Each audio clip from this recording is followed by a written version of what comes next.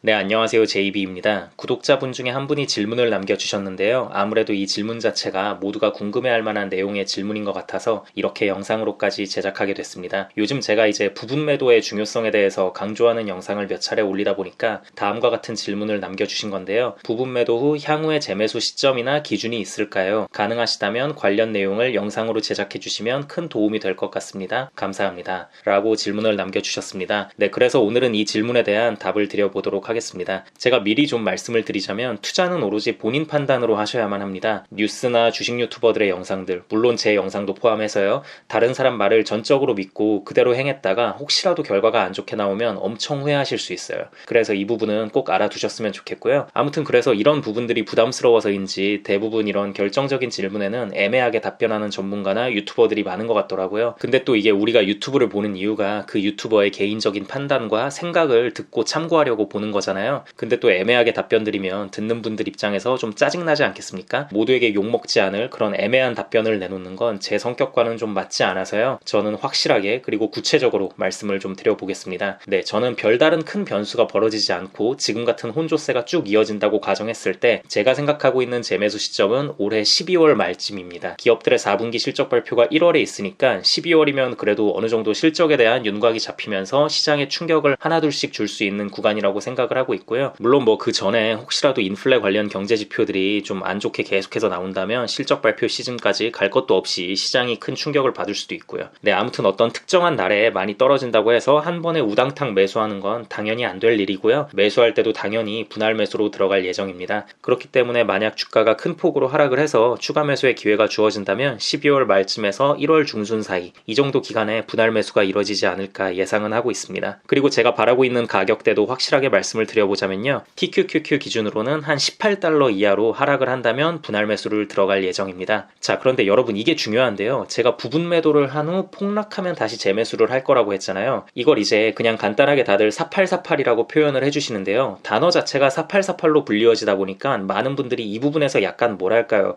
좀 본인들도 모르게 급해지고 어떤 프레임에 갇히게 되는 부분이 있는 것 같아요. 그래서 이에 따른 실수도 자주 벌어집니다. 사실 이게 그렇습니다. 적절히 부분 매도를 통해서 현금 확보를 하셨잖아요. 그러면 다시는 그 현금을 소진하진 않았으면 좋겠다라는 심정으로 부분 매도를 하시는 게 맞아요. 야심님이 얼마 전에 영상에서 예시로 사용하신 그 표현 있잖아요. 부분 매도라는 건 어디까지나 생명보험, 암보험의 개념이라고. 암보험에 든다고 해서 우리가 넣은 보험금이 아깝다는 이유로 암에 걸리길 바라진 않습니다. 네, 제가 너무 좋아하는 비유인데요. 이 주식도 그런 관점에서 바라보셔야 됩니다. 특히 변동성이 너무도 심해서 언제 무슨 일이 벌어질지도 모르는 세배 레버리지 투자자들이라면요. 그렇기 때문에 저는 이 4848이라는 단어도 뭐 그렇게 좋아하진 않습니다. 자칫 잘못하면 이만큼의 물량을 팔았으니까 최소 저만큼 이상을 무조건 다시 사야만 한다라는 프레임에 갇히기 딱 좋거든요. 이게 어떻게든 그 물량만큼 다시 사야 한다는 프레임에 갇혀버리게 되면 무슨 일이 벌어지냐면요. 자, 예를 들어 여러분들도 만약에 저처럼 12월쯤에 다시 재매수 계획을 잡고 있다고 칩시다. 분명히 이렇게 재매수 계획을 잡을 땐 엄청난 폭락을 대비해서 재매수 계획을 잡아 놓으셨을 겁니다. 뭐 전저점까지는 아니더라도 그래도 최소 지금 주가보다 뭐 한 20-30% 이상은 더 빠질 것으로 예상을 하셨다던가 하는.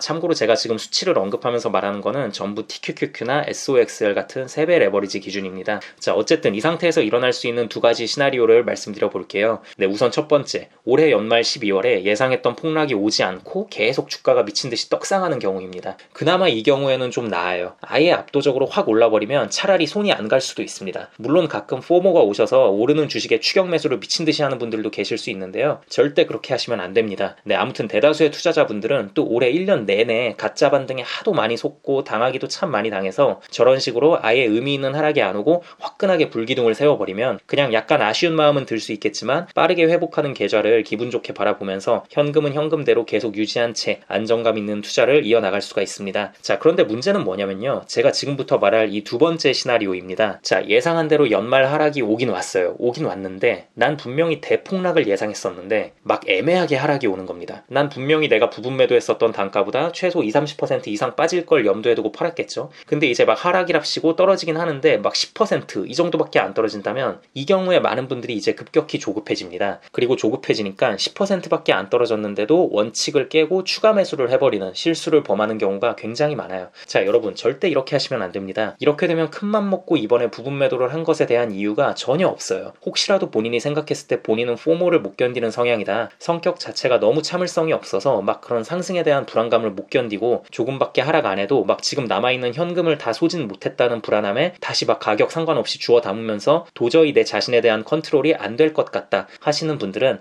차라리 지금 부분 매도 안 하시는 게 훨씬 낫습니다. 아니 그렇잖아요. 다들 이번에 보셔서 아시겠지만 주식하면서 계속 하락하는 주가 바라보면서 마이너스 견디는 것도 힘들지만 한창 상승세 타고 있는 주식을 몇 프로라도 매도하는 거, 이것도 결코 쉬운 거 아닙니다. 특히 시장이 온통 환호로 덮인 상황에선 더 힘들죠. 뭐 무슨 인플레도 이젠 피크를 찍었고 꺾일 일만 남았으며 중국이 제로 코로나도 어느 정도 완화할 것 같고 강달러도 꺾이는 거 보니 기업들 실적도 좋아질 것 같고 뭐 이제 오를 일만 남았고 산타랠리가 어쩌고 저쩌고, 이번에 한창 주가 미친듯이 폭등할 때 나왔던 분위기죠. 이렇게 온통 환호로 뒤덮여 있을 때 더 오를 수도 있다는 그 유혹과 욕심을 뿌리치고 과감하게 부분 매도해서 현금 확보하는 거, 이거 결코 쉬운 거 아닙니다. 그런데 여러분들은 하셨잖아요. 그럼 이 힘든 걸 하신 만큼 이 힘들었던 결정이 헛되게 하면 안 되는 겁니다. 부분 매도한 가격보다 더 비싸게 사거나 혹은 비슷한 가격대에서 살 거라면 뭐하러 부분 매도를 했단 말입니까? 아무 의미가 없는 거죠. 그러니 본인들만의 확실한 기준을 정해 놓으시고 그 기준들을 꼭 지키면서 투자 이어나가셨으면 좋겠습니다. 네, 오늘 영상은 여기까지 하도록 하고요. 오늘 새롭게 멤버십 가입으로 후원 결정해주신 분이 계셔서 감사 인사드리고 마무리하도록 하겠습니다. 네스터 상원 최님, 맥도날드 멤버십 가입 감사드립니다.